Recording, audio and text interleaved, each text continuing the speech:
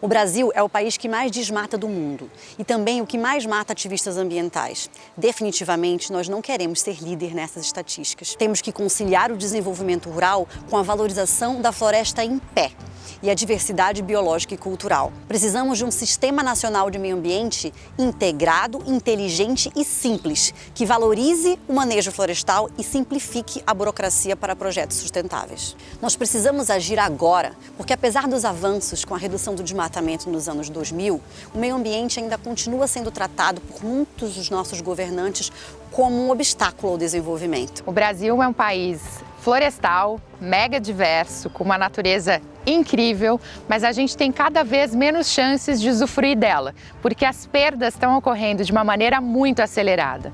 Nós temos hoje só 12% da Mata Atlântica, já perdemos 20% da Amazônia e quase 60% do Cerrado. Além disso, 48 milhões de brasileiros foram afetados por secas só entre 2013 e 2016. E olhando para frente, nós sabemos que os desafios climáticos vão se somar cada vez mais. A tendência é que isso se intensifique e a gente precisa, de fato, estar preparado para essa nova realidade. E você pode perguntar, o que o meio ambiente tem a ver com a minha vida?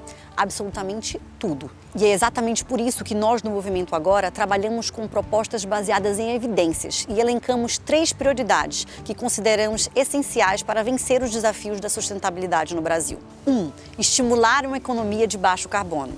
Emissões líquidas zero de gases de efeito estufa até 2050. Isso significa que tudo aquilo que a gente emitir nos setores de indústria, transporte, energia, ele seja não só diminuído, mas também compensado por tudo aquilo que a gente plantar de florestas, de vegetação em nossos territórios. Uma das certezas que a gente tem é que o futuro do planeta vai ser mais quente. Isso afeta a nossa infraestrutura, tanto rural quanto urbana no Brasil. E é por isso que a gente precisa adaptá-la, para que a gente consiga resistir aos efeitos da mudança do clima. Até hoje, os nossos investimentos públicos foram muito dedicados a usinas hidrelétricas e outros que dependem muito da questão climática. Com essa mudança do clima que a gente sabe que vai acontecer, esses investimentos ficam prejudicados. Instituir um Instrumento Nacional de Precificação de Carbono, que basicamente significa reconhecer que negócios que não geram emissões têm um valor agregado e aqueles que emitem, por conseguinte, devem pagar um preço por isso. O Brasil está vivendo uma crise de desinvestimento em ciência e tecnologia. Isso gera consequências para o nosso longo prazo.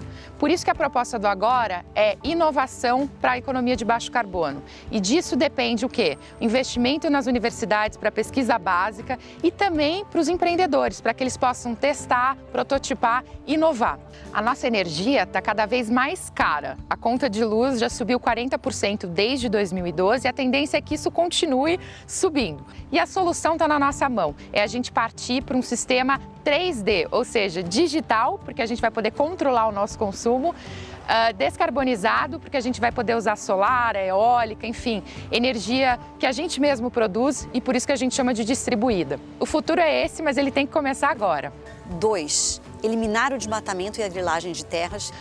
O Brasil, desde 1500 até agora, não fez devidamente um planejamento do uso de suas terras. E por isso que a gente ainda tem um contingente grande, cerca de 40 milhões de hectares, que não foram destinados. Eles são chamados de terras devolutas e acabam sendo alvo de grileiros, que roubam essas terras para si e depois ainda pedem a titulação para o governo. É por isso que uma das medidas que a gente propõe é justamente a destinação dessas terras em forma de áreas protegidas. Uma das medidas para isso é a gente vincular o crédito rural com o cumprimento das leis ambientais. Uma das formas da gente atacar a grilagem é destinando terras que hoje estão livres, mas são terras públicas, para atividades específicas. Uma delas podem ser as unidades de conservação. Então, um processo governamental que inclua vários atores e que possa categorizar quais são as áreas prioritárias, vai ajudar muito nisso. Ampliar o cancelamento de títulos de terra fraudulentos. O estado do Pará, por exemplo, tem 3 vezes mais títulos de terra do que seu próprio território comporta. Tem muita fraude. Quando a gente conseguir cancelar determinados títulos de terra fraudulentos e recuperar terras, essas terras devem ser prioritariamente dedicadas a usos públicos e também à reforma agrária. Uma queixa constante de quem protege as florestas e a biodiversidade em sua propriedade privada é que isso não é valorizado.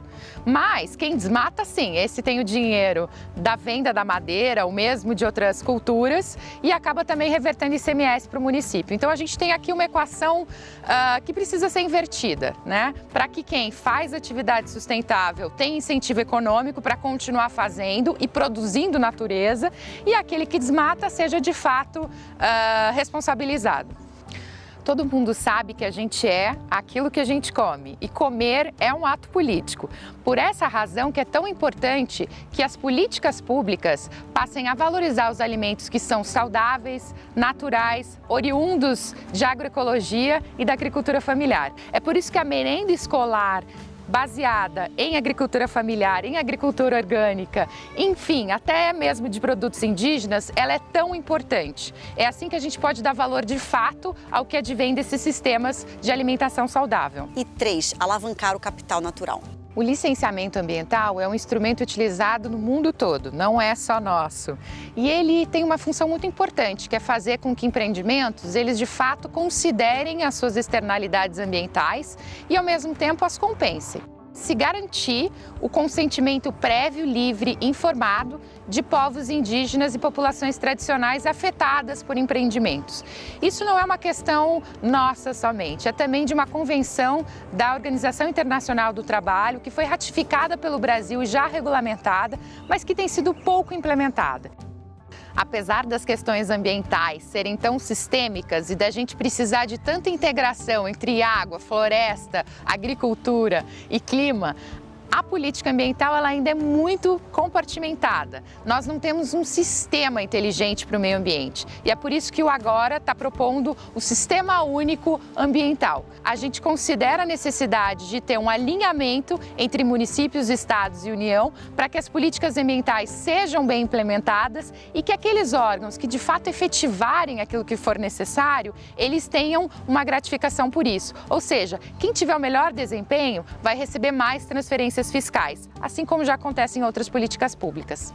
Os grandes polos de inovação que estão surgindo no mundo hoje se dedicam à biotecnologia. Como é que nós, Brasil, um dos países mega diversos do mundo, ainda não estamos surfando essa onda? Já há iniciativas pioneiras que estão tentando usar tecnologias como o blockchain para poder evitar, por exemplo, o tráfico de vida selvagem no nosso país. Nós do Agora queremos que o empreendedorismo ligado à sustentabilidade seja uma realidade. Infraestrutura e meio ambiente têm sido vistas no Brasil como opostos, mas na realidade eles podem ser complementares. Mas é preciso que ao pensar e ao implementar uma grande obra, leve-se em consideração não só o que a população quer, mas os possíveis benefícios ambientais que podem ser estimulados com aquela construção. Para conhecer mais do nosso trabalho, acesse as nossas redes e o nosso site agoramovimento.com. Para resolver, agora.